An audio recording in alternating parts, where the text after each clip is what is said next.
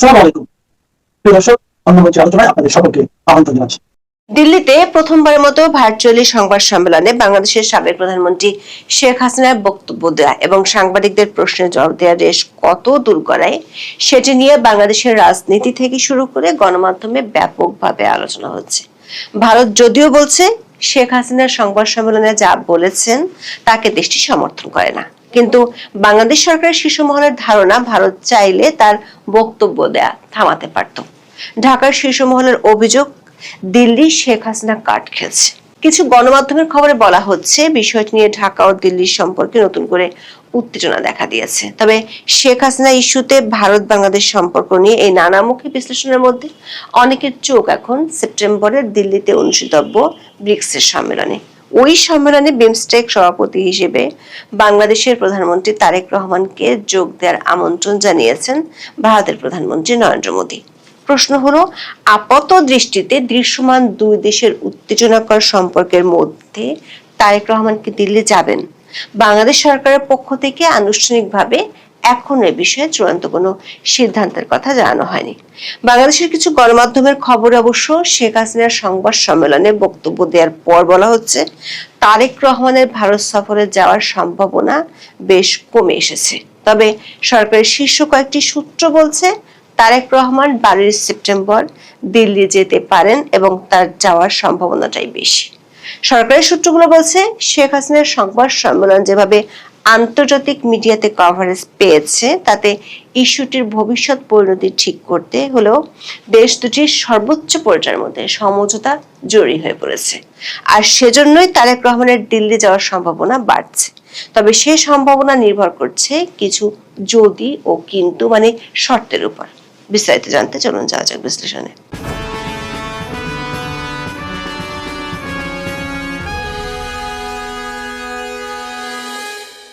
24 আগস্টের রাজনৈতিক পট পরিবর্তনের পর ঢাকা ও দিল্লির সম্পর্কের হিসেব পুরোপুরি বদলে গিয়েছিল। অন্তর্বর্তী সরকার আমলে মোহাম্মদ ইউনূসের মিত্ররা ঢাকা না দিল্লি স্লোগানে মাঠ মাতালেও ইউনূসের চেষ্টা ছিল দিল্লির সাথে সম্পর্কটা ঠিক করার। শেষ পর্যন্ত সেটি আর হয়নি। বাংলাদেশ ও ভারত দুই দেশের রাজনৈতিক মহলে জনশ্রুতি আছে, আওয়ামী লীগের অবর্তমানে ভারত সরকার চেয়েছিল বাংলাদেশের ত্রয়োদশ জাতীয় সংসদ নির্বাচনে যেন বিএনপি জেতে। তারেক রহমান ক্ষমতায় আসার আগে থেকেই ভারত সরকারের সাথে বিএনপির সম্পর্ক ভালো করার একটা চেষ্টাও দেখা গিয়েছিল। বাংলাদেশের সাবেক প্রধানমন্ত্রী ও বিএনপি চেয়ারপারসন খালেদা জিয়ার মৃত্যুতে গত বছরের 31 ডিসেম্বর ঢাকায় আসেন ভারতের পররাষ্ট্রমন্ত্রী ডক্টর এস জয়শঙ্কর। চলতি বছরের 26 জানুয়ারি খালেদা জিয়ার মৃত্যুতে ভারতের সংসদে শোক প্রকাশ করা হয়েছিল। গত 17 ফেব্রুয়ারি বিএনপি সরকারের শপথ গ্রহণ অনুষ্ঠানে অংশ নিতে এসে ভারতের লোকসভার স্পিকার ওম বিড়লা দেশটির প্রধানমন্ত্রীর আমন্ত্রণ পত্র তারেক রহমানের হাতে তুলে দেন। তবে তারেক রহমান তার প্রথম এবং এখনো পর্যন্ত একমাত্র বিদেশ সফরটিতে মালয়েশিয়া হয়ে চীন গিয়েছেন। ভারতের হাই কমিশনার দীনেশ ত্রিবেদী দায়িত্ব নেওয়ার শুরুতে বাংলাদেশের জন্য সব ধরনের ভিসার উপর বাধা সরিয়ে দেন। অন্যদিকে ইউনূস সরকার মতো বিএনপি সরকার আমলেও ভারতের সাথে বাংলাদেশের বাণিজ্যিক সম্পর্কটা ঠিকঠাকই চলত। বাংলাদেশের সংকটের সময় ভারত থেকে অতিরিক্ত ডিজেল আসছে খাদ্য সামগ্রীও, এমনকি ভারত থেকে বাংলাদেশ সেনাবাহিনীর জন্য টিয়ার শেলও আসছে।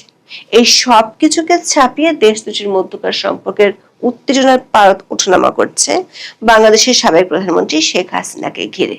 বাংলাদেশ সরকার আনুষ্ঠানিক আপত্তি সত্ত্বেও বাংলাদেশের সাবেক প্রধানমন্ত্রী শেখ হাসিনা দিল্লিতে গত 5 আগস্ট সংবাদ সম্মেলনে ভার্চুয়ালি অংশ নিয়েছেন এবং সেখানে তিনি বক্তব্য ও সাংবাদিকদের বেশ কয়েকটি প্রশ্নের উত্তর দিয়েছেন।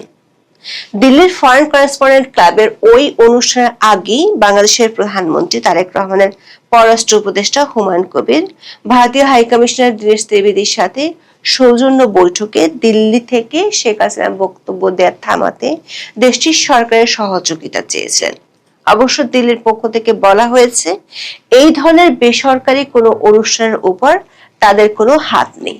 ওই অনুষ্ঠানের আগে ও পরে দিল্লির পক্ষ থেকে 2 দফায় একই কথা বলা হয়। ঢাকার একাধিক সূত্র বলছে হুমায়ুন কবির ভারতের হাই কমিশনারকে এমনও বলেছিলেন সংবাদ সম্মেলন বা অনুষ্ঠানটি হলে সে অনুষ্ঠানে যেন সাংবাদিকরা প্রশ্ন করতে না পারেন। কিন্তু বাস্তবে দেখা গেল শেখ হাসিনার বক্তব্য শেষ হওয়ার পরই সাংবাদিকরা প্রশ্ন করা শুরু করেন এবং শেখ হাসিনা 3 দফায় বেশ কয়েকটি প্রশ্নের উত্তর দেন। সাথে শেখ হাসিনার ছেলে সজীব ওয়াজেদ জয়ও কয়েকটি প্রশ্নের উত্তর দিয়েছেন। অবশ্য দিল্লি বলছে, দিল্লির ওই অনুষ্ঠানে শেখ হাসিনা কিংবা আওয়ামী লীগ নেতারা যা বলছেন তা ভারত সরকার সমর্থন করে না। সরকার ও বিএনপির একাধিক সূত্র বলছে, শেখ হাসিনা এই সংবাদ সম্মেলনে নতুন কোনো কিছুই বলেননি। রয়টার্স, এপি সহ কয়েকটি আন্তর্জাতিক সংবাদ মাধ্যমকে তিনি 10 জুলাই থেকে যা বলেছেন তাই সংবাদ সম্মেলনে বলেছেন। পার্থক্য হলো, প্রথমবারের মতো তিনি ভার্চুয়ালি সংবাদ সম্মেলনে যোগ দিয়ে সাংবাদিকদের প্রশ্নের জবাব দিয়েছেন। সূত্রগুলো বলছে, শেখ হাসিনার এই সাক্ষাৎকার আন্তর্জাতিক মিডিয়াগুলো সরাসরি সম্প্রচার করতে পারে এমন ধারণা বাংলাদেশ সরকারের মধ্যে ছিল না। আবার শেখ হাসিনার বক্তব্য প্রচারে আন্তর্জাতিক মিডিয়াগুলোর এতটা আগ্রহ থাকায় বিষয়টি সরকারকে ভাবিয়ে তুলছে, যে কারণে তড়িঘড়ি করে বাংলাদেশের পররাষ্ট্র মন্ত্রণালয় থেকে একটি প্রেস রিলিজ দেওয়া হয়, যেটি 27 মিনিটের মধ্যে 9 বার সংশোধন করতেও দেখা গেছে। ভারত সরকার যদিও বলছে বেসরকারি অনুষ্ঠানের উপর হস্তক্ষেপ তারা করতে পারে না। বিএনপি শীর্ষ নেতারা মনে করেন, ভারত সরকার চাইলে এই সংবাদ সম্মেলনে শেখ হাসিনার বক্তব্য দেয়া এবং প্রশ্নোত্তরে তার অংশ নেওয়া থামাতে পারতেন। বিএনপির স্থায়ী কমিটির সদস্য বাংলাদেশের স্বরাষ্ট্রমন্ত্রী সালাউদ্দিন আহমেদ বিবিসি বাংলাকে বলেছেন, শেখ হাসিনাকে ভারত সরকার গণমাধ্যমে কথা বলার সুযোগ কেন দিল, এটি তাদের প্রশ্ন। 8 আগস্ট স্বরাষ্ট্রমন্ত্রী অভিযোগ করেছেন, ভারত একদিকে হাসিনা কার্ড খেলছে, অন্যদিকে বাংলাদেশের সাথে বন্ধুত্ব রাখতে চাইছে, বিষয়টি বিপরীতমুখী। অন্যদিকে ভারতীয় বিশ্লেষক এবং সাবেক কূটনীতিকরা বাংলাদেশের পররাষ্ট্র মন্ত্রণালয়ের বিবৃতিটিকে দেখছেন কূটনৈতিক ভাষা বিবর্জিত হিসেবে। তবে এই বিবৃতি নিয়ে ভারতের পক্ষ থেকে কোনো বক্তব্য আসেনি। এর মধ্যে শেখ হাসিনার ওই সংবাদ সম্মেলনের আগেই ভারতের প্রধানমন্ত্রী নরেন্দ্র মোদী বাংলাদেশের প্রধানমন্ত্রী তারেক রহমানকে সেপ্টেম্বরে দিল্লিতে অনুষ্ঠিতব্য 18তম ব্রিক্স শীর্ষ সম্মেলনে যোগ দেওয়ার জন্য আমন্ত্রণ পাঠিয়েছিলেন। বাংলাদেশ সরকারের পক্ষ থেকে এই সম্মেলনে তারেক রহমান যোগ দিবেন কিনা সে সম্পর্কে চূড়ান্ত কোনো সিদ্ধান্ত জানায়নি। বাংলাদেশের কয়েকটি সংবাদ মাধ্যম বলছে, ওই অনুষ্ঠানে তিনি যাবেন কিনা তা নিয়ে দেশটির সরকার এখনো সিদ্ধান্ত নেয়নি। সূত্রগুলো বলছে, বিমস্টেকের বর্তমান চেয়ার এবং ব্রিক্সের সদস্য হতে আগ্রহী বাংলাদেশের জন্য আমন্ত্রণটি গুরুত্বপূর্ণ। আউটরিচ অধিবেশনে অংশ নেওয়ার পাশাপাশি ভারতের প্রধানমন্ত্রী নরেন্দ্র মোদীর সঙ্গে তার প্রথমবারের মতো সাক্ষাতের সুযোগ হতো ওই বৈঠকে। পাশাপাশি চীনের প্রেসিডেন্ট শি জিনপিং ও রাশিয়ার প্রেসিডেন্ট ভ্লাদিমির পুতিন সহ অন্যান্য দেশের শীর্ষ নেতাদের সঙ্গে আলোচনার সুযোগ হতো। তবে ঢাকার কয়েকটি সংবাদ মাধ্যমের খবরে বলা হয়েছে, গত বুধবার দিল্লিতে শেখ হাসিনার সাংবাদিকদের সঙ্গে মতবিনিময় ব্রিক্সে বাংলাদেশের প্রধানমন্ত্রীর অংশগ্রহণকে আরো বেশি অনিশ্চিত করে তুলেছে। তবে ঢাকা ও দিল্লির কূটনৈতিক সূত্রগুলো থেকে ভিন্ন ইঙ্গিত পাওয়া যাচ্ছে। দিল্লির সূত্রগুলো বলছে, বাংলাদেশের প্রবল আপত্তি উপেক্ষা করে শেখ হাসিনাকে সংবাদ সম্মেলন করতে দিয়ে দিল্লি ঢাকাকে বোঝাতে চেয়েছে যে বাংলাদেশের সঙ্গে সম্পর্ক উন্নয়নে তারা আগ্রহী, তবে সেটি শেখ হাসিনাকে বিসর্জন দিয়ে নয়। তাছাড়া বাংলাদেশের নির্বাচনের আগে থেকে ভারত সরকার যে অন্তর্ভুক্তিমূলক রাজনীতির পক্ষে ছিল সেটি বিএনপির হাইকমান্ড জানে, কিন্তু ক্ষমতায় গিয়ে সে বিষয়টি থেকে বিএনপি দূরে সরে গেছে। অন্যদিকে ঢাকার সূত্রগুলো বলছে, বাংলাদেশের প্রতিক্রিয়া দেওয়া হয়েছে একটা সাধারণ প্রেস রিলিজের মাধ্যমে, ভারতের হাই কমিশনারকে তলব করে কোনো কূটনৈতিক নোটের মাধ্যমে কোনো প্রতিক্রিয়া জানানো হয়নি। প্রেস রিলিজ মূলত বাংলাদেশের সংবাদ মাধ্যমগুলোর জন্য দেওয়া হয়েছে। আন্তর্জাতিক মিডিয়াতে শেখ হাসিনার বক্তব্য যে ব্যাপক কভারেজ পাচ্ছিল সেটা কাউন্টার করার জন্যই এ ধরনের বিবৃতির প্রয়োজন ছিল, এবং সেখান থেকে দিল্লিও যে ঢাকার মনোভাব আজ করতে পারে তা নিয়ে সন্দেহ নেই। সরকার একজন প্রভাবশালী মন্ত্রী মনে করেন, দৃশ্যমান যা দেখা যাচ্ছে সেটির বাইরেও কূটনীতিতে অনেক কিছু ঘটছে। ভারতীয় হাইকমিশনার দীনেশ ত্রিবেদীকে সাক্ষাতের জন্য তারেক রহমান সময় দিয়েছেন। আগামী 10 আগস্ট তাদের বৈঠক হওয়ার কথা রয়েছে। বাংলাদেশ সরকার একটি পক্ষ যদিও চীন সফর আগে থেকে তারেক রহমানের ভারত সফরে যাওয়ার বিরোধিতা করে আসছে, ওই পক্ষটির বিরোধিতা সত্ত্বেও প্রধানমন্ত্রীর কার্যালয়ে ব্রিক্স সম্মেলনে যোগ দেওয়ার কথাই ভাবছে। দৈনিক দেশ রূপান্তরের 8 আগস্টের খবরে বলা হয়েছে, বাংলাদেশের প্রধানমন্ত্রী দিল্লি সফরে যেতে পারেন, সেখানে ভারতের প্রধানমন্ত্রী নরেন্দ্র মোদীর সঙ্গে তার বৈঠক হতে পারে। বৈঠকে সীমান্ত নিরাপত্তা, তিস্তা সহ যৌথ নদীর পানি বন্টন, বাণিজ্যিক বাধা দূরীকরণ এবং বিদ্যুৎ ও জ্বালানি খাতে সহযোগিতার জোরদারের বিষয়গুলো নিয়ে ভারতের প্রধানমন্ত্রী নরেন্দ্র মোদীর সঙ্গে আলোচনা হতে পারে। সরকার একটি সূত্র বলছে, শেখ হাসিনার ভাষণ পরবর্তী পটভূমিতে একটি বিষয় পরিষ্কার, ভারত ও বাংলাদেশের মধ্যকার সমস্যাগুলো সচিব বা মন্ত্রী পর্যায়ের কোনো বৈঠকে সমাধান আসবে না। এই সমাধান করতে হলে দুই দেশের শীর্ষ নেতার বৈঠক হতে হবে। সেজন্য শীর্ষ নেতা পর্যায়ের বৈঠক আদৌ হবে কিনা সেটি এখন বাংলাদেশকেই সিদ্ধান্ত নিতে হবে। কারণ ভারতের প্রধানমন্ত্রী এরই মধ্যে 2 দফা আমন্ত্রণ জানিয়েছেন, যদিও এখনো 2 সপ্তাহের মতো সময় আছে। তবে দীনেশ ত্রিবেদীর সাথে বৈঠকের পর এর একটি আলামত পাওয়া যাবে। সরকারি সূত্রগুলো বলছে, শেখ হাসিনার সংবাদ সম্মেলনের পর বাংলাদেশ সরকার প্রতিক্রিয়া জানিয়েছে, কিন্তু আন্তর্জাতিক মহল থেকে চাপ আছে ভারতের সাথে সম্পর্ক ভালো করার। সেজন্য ব্রিক্স সম্মেলনে যোগ না দিলে আন্তর্জাতিক পরিসরে ভুল বার্তা যেতে পারে এবং পরাশক্তিগুলোর অনেকেই বাংলাদেশের কূটনীতিকে অপরিপক্ক হিসেবে মূল্যায়ন করতে পারে। তবে ঢাকার পক্ষ থেকে দিল্লিকে বলা হয়েছে, গতানুগতিক সাইডলাইন বৈঠক নয়, বরং দ্বিপাক্ষিক সফরে যেমন গুরুত্ববহ বৈঠক হয় তেমনই বৈঠক চায় বাংলাদেশ সরকার। শেখ হাসিনা ইস্যুটি ছাড়াও 2টি প্রধান নদীর পানি বন্টন, সীমান্ত সমস্যা সহ বেশ কিছু সমস্যার জট খোলার জন্য ভারতের শীর্ষ পর্যায়ের 4 জন ব্যক্তির সাথে বৈঠক চায় ঢাকা। সেটির পক্ষে গ্রিন সিগন্যাল পেলে ঢাকা ও দিল্লির মধ্যকার উত্তেজনার সম্পর্কের গতিপথ পরিবর্তনের সুযোগ আসতে পারে। এখন এ পর্যন্ত। সবাই ভালো থাকুন, সুস্থ থাকুন, নিরাপদে থাকুন। দেখা হবে আগামী পর্বে।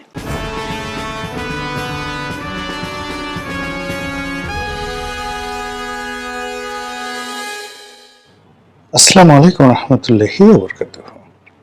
সম্মানিত দর্শক, শেখ হাসিনাকে নিয়ে ঢাকা এবং দিল্লির সম্পর্ক, অর্থাৎ ভারত এবং বাংলাদেশের সম্পর্কের মধ্যে রীতিমতো র্যাট অ্যান্ড ক্যাট, ইঁদুর এবং বিড়ালের খেলা। এটিকে যদি আপনি জনপ্রিয় কার্টুন টম অ্যান্ড জেরি, এই টম অ্যান্ড জেরি খেলার সঙ্গে তুলনা করেন, একজ্যাক্টলি ঠিক সেম খেলা খেলা হচ্ছে। দিল্লি নিঃসন্দেহে একটি অত্যন্ত অভিজ্ঞ, যাকে বলা হয় তার একটা পলিটিক্যাল অ্যান্ড ডিপ্লোম্যাটিক প্ল্যাটফর্ম আছে এবং তাদের ওয়ার্ল্ড ওয়াইড, দুনিয়াব্যাপী তাদের সেই নেটওয়ার্ক রয়েছে। যে কোনো একটা ছোট বিষয়কে বিরাট করে তুলে ধরা,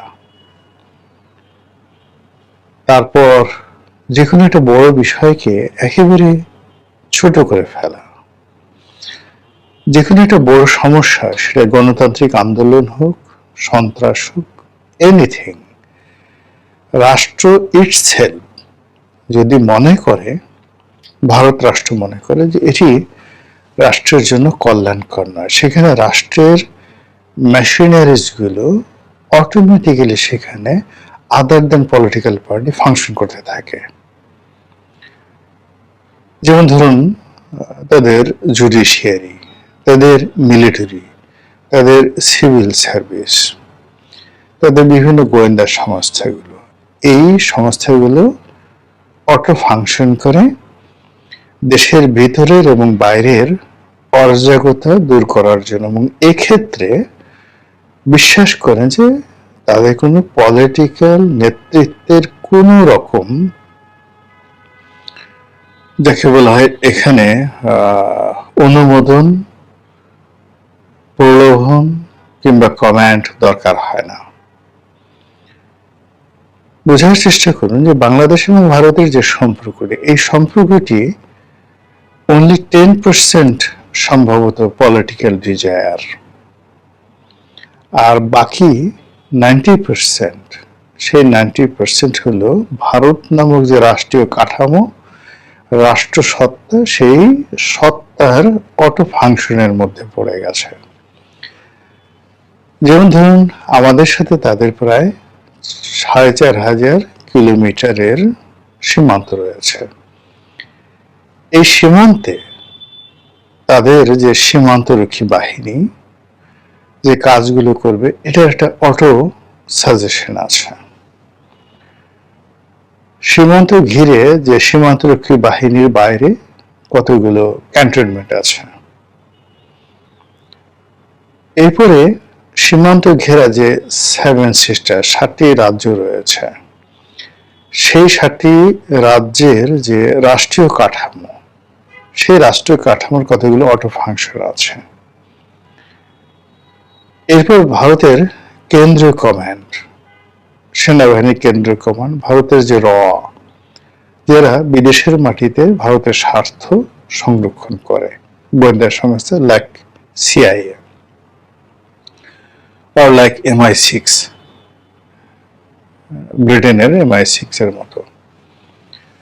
তো এই প্রতিষ্ঠানগুলো শেখ হাসিনাকে নিয়ে যে কাজকর্ম করছেন, আমি আগেই বললাম তার 90% রাষ্ট্র ইটসেলফ এখানে অনেক কিছু করছে, আর অনলি 10% এটি নরেন্দ্র মোদী, অমিত শাহ তাদের উপর নির্ভর করছে।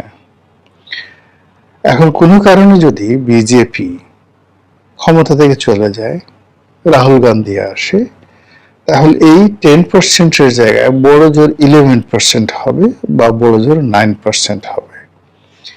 বাকিটা কিন্তু বাংলাদেশের সাথে ভারতের যে সম্পর্ক, সেই সম্পর্কটা তারা তাদের যে রাষ্ট্রীয় কাঠামোর যে অটো ফাংশনাল ইনস্টিটিউশনগুলো রয়েছে, সেই ইনস্টিটিউশনের মধ্যে তাদেরকে ঢুকিয়ে দেওয়া হয়েছে। এখানে আমরা বাইরে থেকে যতটা বুঝতে পারি সেটা হলো তারা বাংলাদেশের সঙ্গে একটি সম্পর্ক রক্ষা করতে চাইছে। বাংলাদেশ তারা দখল করবে না, বাংলাদেশে তারা ইনসার্জেন্সি চালাবে না, বাংলাদেশকে কখনো তারা সিকিমের মতো এইভাবে দখল করে রাখবে না।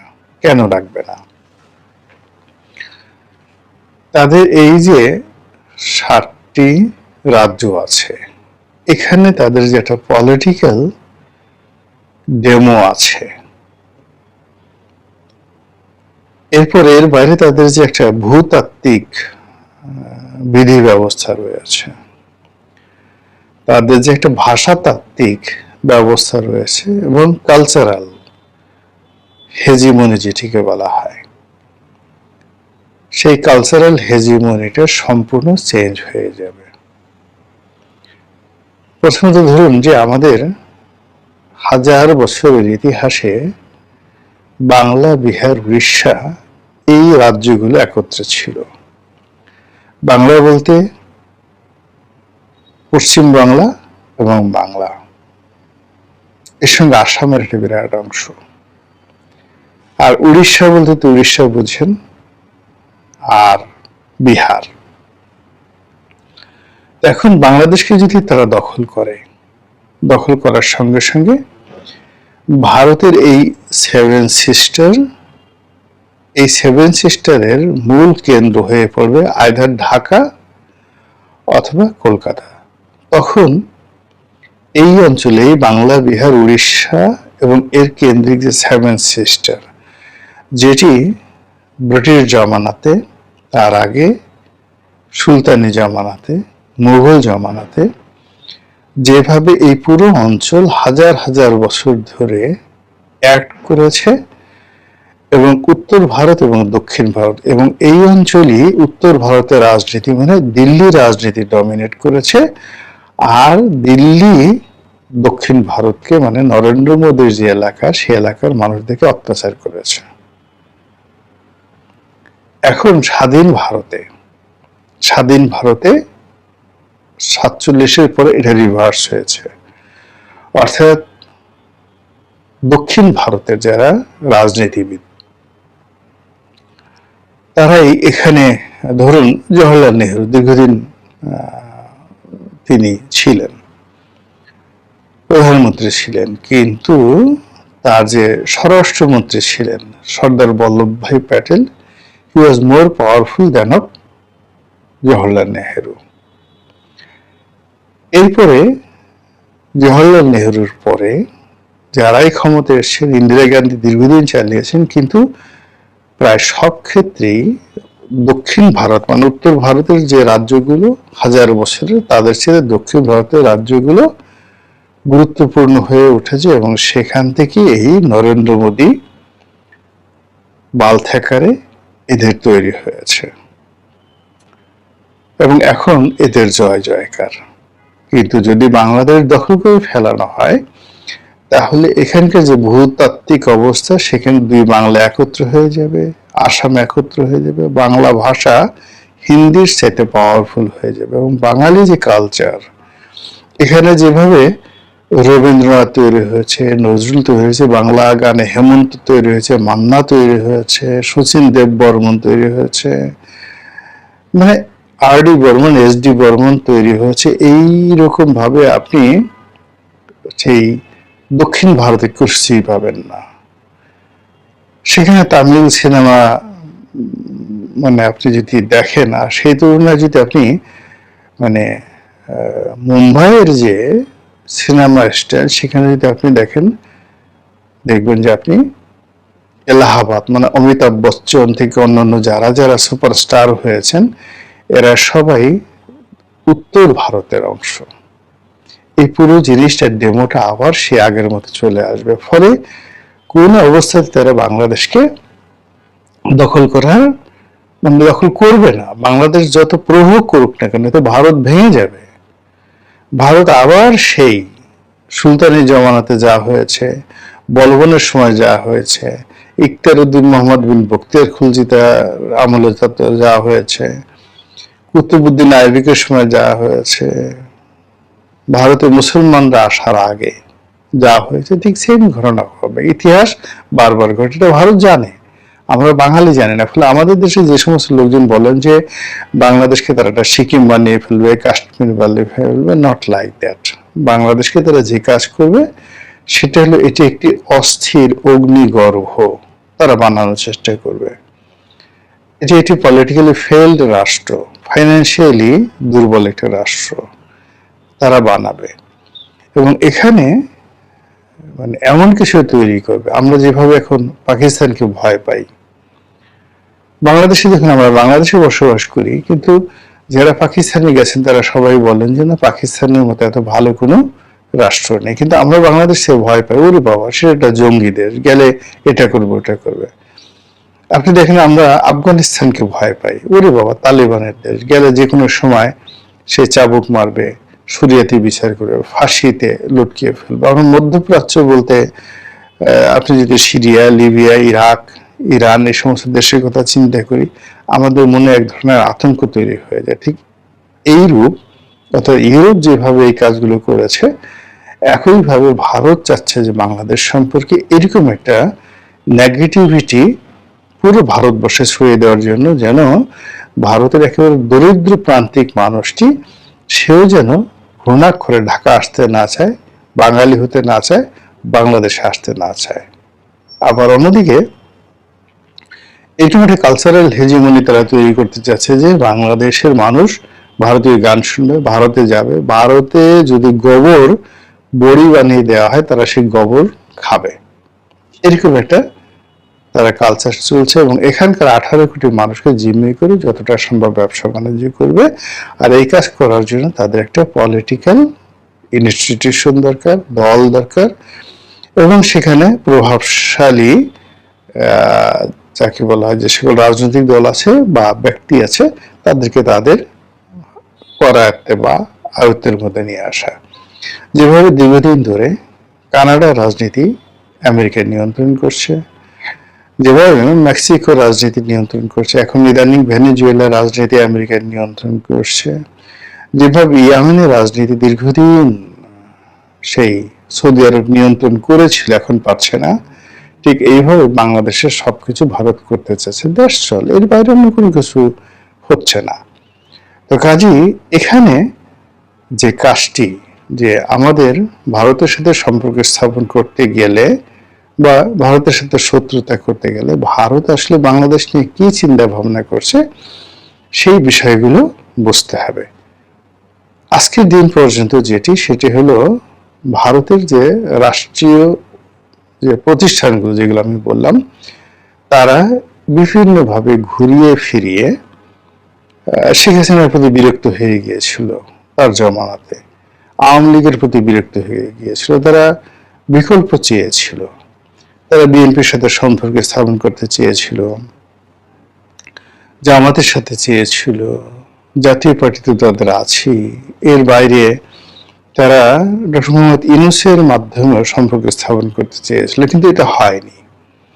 তারা দেখলো যে এই সম্পর্কটার ক্ষেত্রে এত ঝুঁকি তৈরি হয়েছে তাদের জন্য যে বাংলাদেশের যে অভ্যন্তরীণ সমস্যাগুলো, এইগুলো তাদের ভূমিতে চলে যাবে। ফলে তারা ঘুরে ফিরে দেখা যাচ্ছে যে আবার এই আওয়ামী লীগের ব্যাপারে তাদের যে মনোভাব, এটা সিমেন্টেড হয়ে গেছে।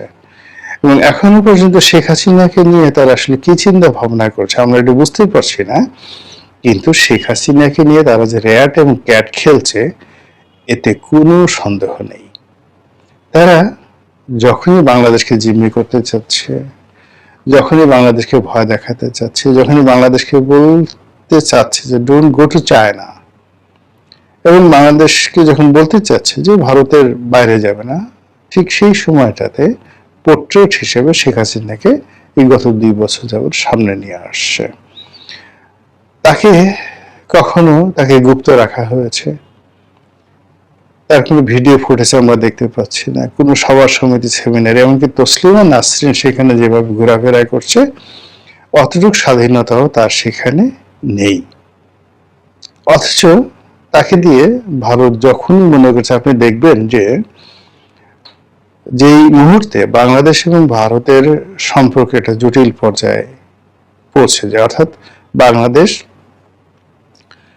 সম্পর্ক উন্নয়ন ক্ষেত্রে পাকিস্তানের কাছে এগিয়ে যায়, সম্পর্ক উন্নয়নের ক্ষেত্রে চীনের সাথে তার একটা দহরম মহরম সম্পর্ক তৈরি হয়ে যায়, সম্পর্ক উন্নয়নের ক্ষেত্রে আমেরিকাকে সে এমনভাবে কাছে টেনে আনার চেষ্টা করে যেখানে ভারতের কোনো দরকার নেই, কিংবা সম্পর্ক উন্নয়নের ক্ষেত্রে তুরস্ককে সে কাছে ডেকে নেয়, মধ্যপ্রাচ্য থেকে সে অবাধে সে রেমিটেন্স আনতে চায়, মধ্যপ্রাচ্যের বিনিয়োগ আনতে চায়। ঠিক সেই সময়টাতে ভারত একটা না একটা ঘটনা ঘটবে এবং সেখানে আওয়ামী লীগকে বাংলাদেশের মাধ্যমে মিছিল করাবে, যুবলীগকে দিয়ে মিছিল করাবে, বিভিন্ন জায়গাতে বাংলাদেশে একটার পর একটা অনার সৃষ্টি ঘটনা ঘটবে এবং সরকার তার সমস্ত নর্মাল যে কাজের ধারাবাহিকতা সেগুলো বাদ দিয়ে এই জিনিসগুলো দমন করার জন্য তাদের মাথা খারাপ হয়ে যায়।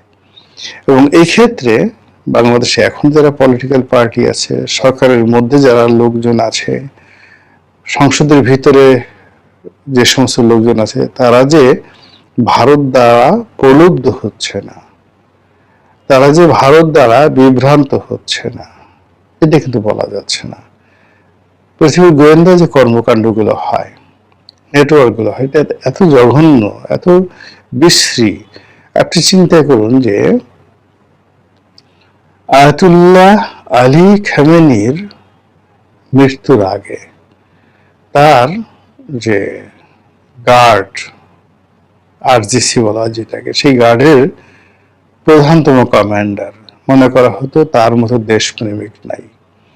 সে আয়াতুল্লাহ আলী খামেনিকে জাস্ট শেষবারের মতো তার কপালে একটা চুম্বন দিয়ে ওই রুম থেকে বের হন।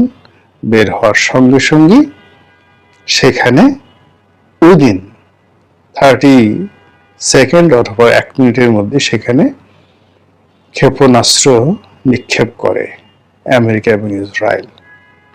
এই হলো পৃথিবীর গোয়েন্দা নেটওয়ার্ক। ফলে এই গোয়েন্দা নেটওয়ার্ক, যে ভারতের গোয়েন্দা নেটওয়ার্ক, যে কোথায় কার কাছে কোন অবস্থাতে চলে গেছে আমরা এই মুহূর্তে বলতে পারছি না। কিন্তু শুধু লক্ষ্য করেন ইন জেনারেল যে যখন সরকার যে কোনো একটা কর্মে এগিয়ে যাচ্ছে, যে কর্মটা কি না ভারত থেকে তাকে আলাদা হতে, স্বতন্ত্র হতে, স্বাধীন হতে, মাথা উঁচু করে দাঁড়াতে সাহায্য করবে, অমনি আয়দার আওয়ামী লীগ, আয়দার শেখ হাসিনা, আয়দার যুবলীগ, আয়দার গোপালগঞ্জ, অথবা কোনো বিশ্ববিদ্যালয়ের ঘটনা, অথবা জামাত বিএনপির মারামারি, অথবা ছাত্রদল ছাত্র শিবিরের মারামারি, এমন ঘটনাগুলো ঘটছে যে সরকার ওই জিনিস ছেড়ে দে মাকে দেবাছে এগুলো বাদ দিয়ে এগুলো নিয়ে ব্যস্ত হয়ে পড়ছে। এই যে তারেক রহমান সাহেব আমেরিকা যাবেন সেপ্টেম্বর মাসে, আপনি গিয়ে দেখবেন যে এই যে যাওয়ার, উনি যখন যাবেন স্বস্তিতে অন্যখানে বসে কোনো কাজ করবেন, এই সুযোগ ভারত দেবে না। একটার পর একটা অনার্সিসি তারা করবে। আবার তিনি ফিরে আসবেন, তারপর শেষে যাওয়ার আগে মানে সব জায়গাতেই আওয়ামী লীগের মতো একটা বৃহৎ দলকে যেভাবে ভারত এখন কবজার মধ্যে পেয়ে গেছে, এবং এটা দিয়ে তারা যত সহজে বাংলাদেশে তাদের অপছন্দের মানুষদেরকে তারা ভয় দেখাতে পারছে, মোটিভেট করতে পারছে, এবং ভারতের যে স্বার্থ এখানে তারা সমুন্নত রাখতে পারছে। ফলে এই যে শেখ হাসিনা এবং আওয়ামী লীগ এবং ভারত এবং নরেন্দ্র মোদী, তারা দিল্লিতে, কলকাতাতে, এই ত্রিপুরাতে যা কিছু করছে এই মুহূর্তে বাংলাদেশকে কেন্দ্র করে, যে যাই মনোযোগ করুক না কেন, এই বিষয়গুলোকে আমি একটাও হালকা ভাবে দেখি না। 2 নম্বর হলো এই বিষয়গুলো মোকাবেলা করার জন্য সরকারের যে প্রস্তুতি থাকা দরকার। আমি ইউনূসের জমানাতে এই জিনিসটা দেখিনি, আর তারেক রহমান সাহেবের জমানাতে আমি এই জিনিসগুলো দেখছি না। ফলে একটার পর একটা সমস্যা তৈরি হচ্ছে, রাষ্ট্রের বিধি ব্যবস্থাগুলো দুর্বল হয়ে যাচ্ছে, চেইন অফ কমান্ড গুলো ভেঙে যাচ্ছে, প্রতিটা মানুষ আত্মবিশ্বাস হারিয়ে ফেলছে, সবার মধ্যে গল্প গুজব দানা বাঁধছে, এবং প্রতিটা মানুষ স্বপ্ন বিলাসী হয়ে আতঙ্কিত অনুভব করছে অথবা পুলক অনুভব করছে। মহান আল্লাহ আমাদের সবাইকে হেদায়েত দান করুন এবং হেফাজত করুন। আসসালামু আলাইকুম ওয়া রাহমাতুল্লাহি ওয়া বারাকাতুহু।